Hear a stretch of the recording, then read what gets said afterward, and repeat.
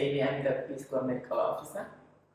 I think when I started off in Tupou High School in 1970, and I think it was 70 and it was 71, I was asked to be one of the few people to assist with the language, the facilitation of some of the Peace Corps volunteers. And that's when I my first encounter with a Peace Corps volunteer.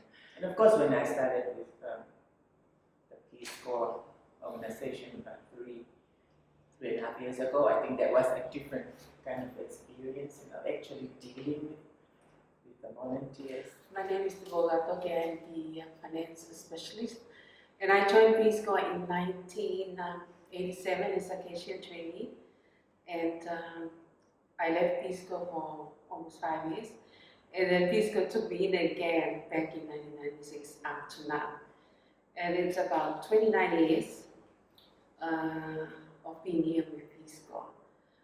My first experience with Peace Corps Tonga is I was still in high school. There was a Peace Corps, a male Peace Corps volunteer who spoke Tongan very well, and he was become a matagure or a talking chief. And whenever the school has something to do with presentation, he was the one who did it. And my name is Elenoa Kauvaka, and I am the training manager for Peace Corps Tonga. It's been a while, I don't know how many years.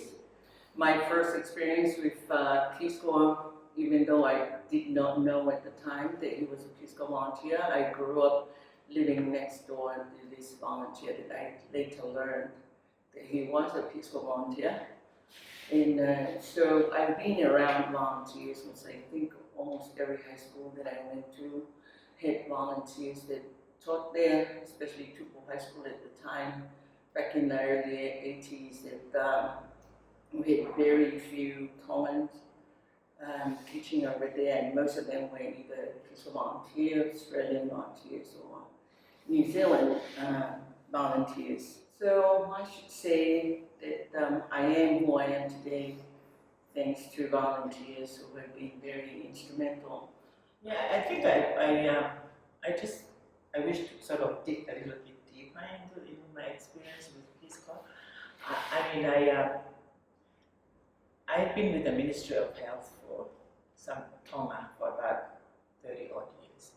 I joined the World Health Organization as a regional advisor on infectious diseases, and my work with WHO, with SPC, with ADB, and even funded projects by Australian government. And then I joined, this organization. The vast experience that I received I got from the other organization, regional organization, international organizations, I can sort of translate it. I was so comfortable to join Peace Corps because they are there to guide you, they are there to support you, and that's what I found with this organization. There are numerous mechanisms for support. Something that I, with my regional international exposure, that I really appreciated the Peace Corps organization.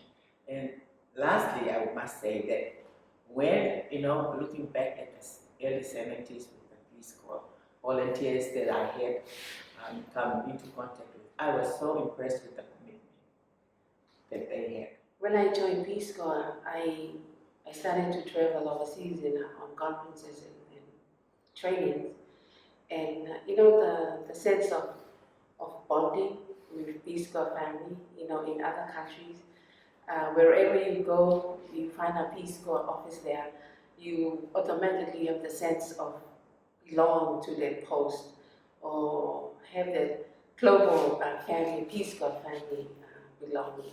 I have a lot of wonderful experiences with volunteers that I see myself grow in every aspect, like in not only educational, in my spiritual life, that I did not think that coming to work in this organization would help me to grow in my spiritual life. But I see that now because they are adults, and working with adults is very different because it's a two-way. I don't know. I would say. I think you understand what I mean. I don't, even though I'm supposed to train them, they probably train me more than I do. And I think that's one of the greatest thing about specifically my job in Peace Corps, because we prepare to train them in certain ways, and yet they train us back in a lot of things that I'm not aware of. And I say that I've always bragged to my other colleagues in the other countries that Tonga always have the best volunteers, and I hold that belief. And I remember then, because as a student and as a co-worker, people wouldn't take me seriously because I never really took anything seriously. But volunteers believed in me and talked me into working for this organization. The volunteers and some of the staff that came to work here, I have no idea what I did that made them think that I could do it. And I really appreciate it, and I owe a lot to this organization. And I think volunteers do that in the schools. They look at kids, they believe that they will one day be someone, and they'll continue to do that. So actually, when you were saying, things about this, like the volunteers, the way you see them growing, that was one of the defining, moments that I sort of found with the volunteers, with these groups that I have. I mean, how limited are they? But one of them is that, seeing them when they first came, and then working with them through the 24 months or something like that, you see them growing, maturing, and then in the end, when you have the ceremony, you see them sort of transformed. It's the commitment, it's the resilience. They learned, and they stood up to the challenge of adaptation, trying to be more comfortable or integrate with their communities, and that takes courage. I found that very, very encouraging and very humbling for me to see them, and I feel very proud to be part of the team that really sort of transformed these young adults. I just want to touch on the last question about the women in leadership in Tonga. For me, I'd like to say this, that to be a role model, a good role model. You yourself is a role model for good leadership in women here in Tonga. To walk the talk, to be a good listener, and to be approachable and flexible. I lean on more into whoever's honest to lead. One thing I just learned from a colleague that we spoke, then to be a leader is to be a servant. I think if I could interpret it correctly, and I think it shows in this organization. Because if I am to sum up my experience with Peace Corps, I think it's very, very true to promoting peace and friendship, because I get all of the support that I get, not only from the volunteers, but the American staff who are being sent to the post.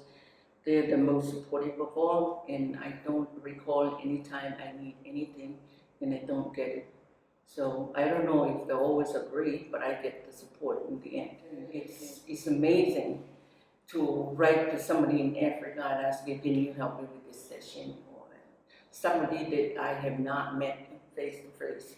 I think I get lucky also because unlike the doctor who sees the volunteers when they're not well, I see them in birth times. So I get to learn from when they are well and when they're not well, and that teaches me to listen and zip my mouth sometimes, because that's not the kind of support that they want sometimes.